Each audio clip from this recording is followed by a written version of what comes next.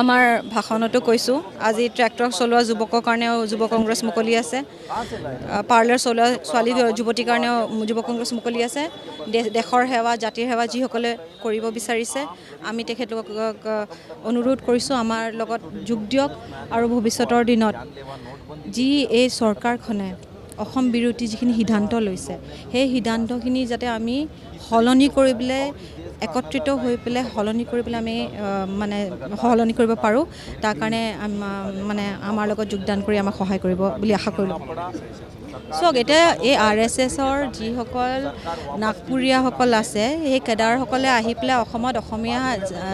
জাতি জনগোষ্ঠীৰ কথাটো নাভাবে আৰু অসমীয়া ভাষাৰ কথাও নাভাবে আৰু এটা ষড়যন্ত্ৰ হৈছে যে এই নাগপুৰীয়াসকলে যাতে ইয়াত সংস্থাপন পায়, আমাৰ খিলঞ্জীয়া অসমীয়াসকল যাতে বঞ্চিত হয়, সেই নাগপুৰীয়াসকলক খোজ কৰিবলৈ। সেইকাৰণে বহুত ৰাইজে আমাক ফোন কৰি এই কথাষাৰ এই অভিযোগটো উত্থাপন কৰিছে। আমি এই কথাখিনি বিৰোধিতা কৰিছোঁ আৰু ভৱিষ্যতৰ দিনত আমি আন্দোলন কৰি যাম যদি এই চৰকাৰখনে আমাৰ জাতি আৰু আমাৰ জাতি ভেটি নাম লৈ পেলাই তেখেতলোকে ভোট ল'লে সেইখিনি কথা তেখেতলোকে যদি নকৰে তেতিয়া আমি মাত মাতি যাম।